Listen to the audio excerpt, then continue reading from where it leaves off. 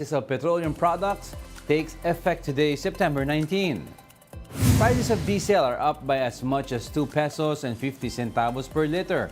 Gasoline and kerosene products will likewise see a 2 pesos per liter increase.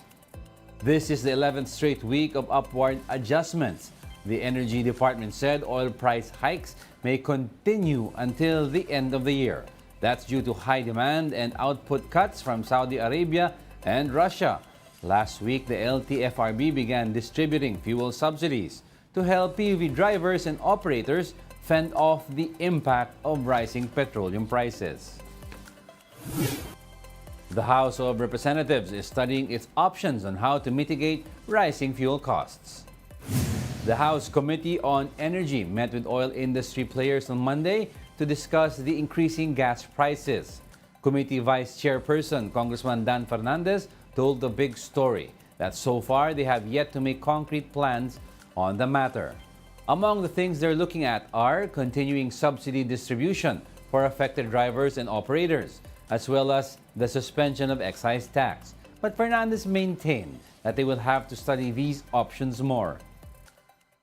We cannot balance yet the outright suspension of the excise tax, considering that it's giving us almost 57 billion a year. So for the next 3 months, mawawala ng gobyerno ng at least mga 13.5 billion.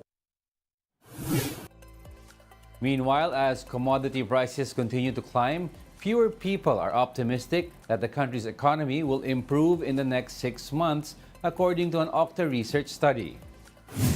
The survey conducted last July showed that 46% of the respondents see Philippine economy getting better within the year. Some 43% expect it to remain the same, while 6% anticipate a worsening economy situation, and another 6% were uncertain. Optimism dropped by 4 points compared to a similar survey conducted in March, while pessimism remained steady. Luzon was lagged as the region with most people seeing an improving economy, while Visayas had the most pronounced doubt.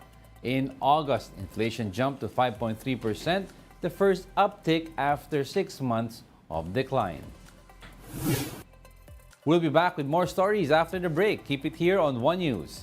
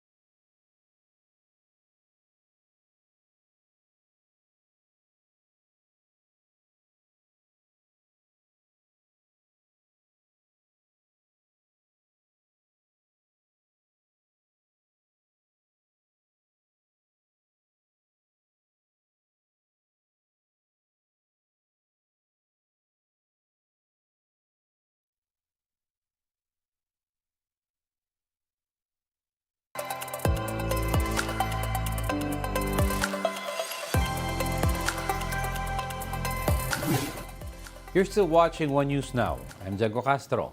One fishers group warns of further decline in fish catch in the West Philippine Sea. Pamalakaya said reports from fisherfolk have indicated a 70% decline in fish catch amid China's illegal activities. It added that the illegal harvesting of corals would further reduce fish production in the area.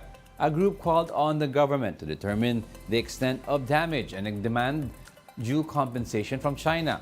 The military earlier released videos of destroyed corals in Rosal Reef, where Chinese vessels were also seen swarming. Pope Francis expels a Filipino priest from the Diocese of Borongan due to alleged sexual abuse involving minors.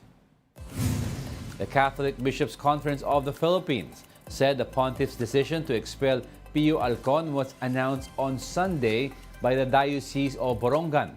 Aclon last served at a minor seminary in Morongan before the diocese suspended him from his clerical duties. In response, Aclon demanded from the diocese to provide him with the letter from Pope Francis ordering his expulsion. He also questioned why the issue was brought to social media, which he considered a violation of his canonical rights as well as his human and civil rights. The Diocese of Morongan has yet to respond to Aclon. The CBCP, though, has assured the public that there will be no cover-up in the investigation of sexual abuse cases involving the clergy. The organization also said it has created an office that will help protect minors from alleged sexual abuses.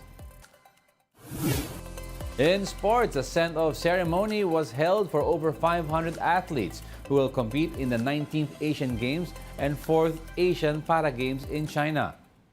In an effort to match or even exceed their impressive medal haul from the 2018 event, the Philippine Olympic Committee laid out an additional cash incentive of 1 million pesos for Filipino athletes who managed to win gold at the upcoming competition. The bonus adds to the already substantial rewards as per government regulations, which are 2 million pesos for a gold medal, 1 million pesos for a silver, and 400,000 pesos for a bronze at the Asian Games. During the send-off, world number 2 pole vaulter EJ Obiena and 2018 Asian Games skateboard gold winner Marjeline Didal were also as the country's flag bearers. The Asian Games is slated September 23 to October 8, while the Asian Para Games is scheduled October 22 to 28. And that's it for this hour. Join us again at 9 a.m. as we continue to monitor the day's biggest stories. I'm Diego Castro. We are One News. All sides, all the time.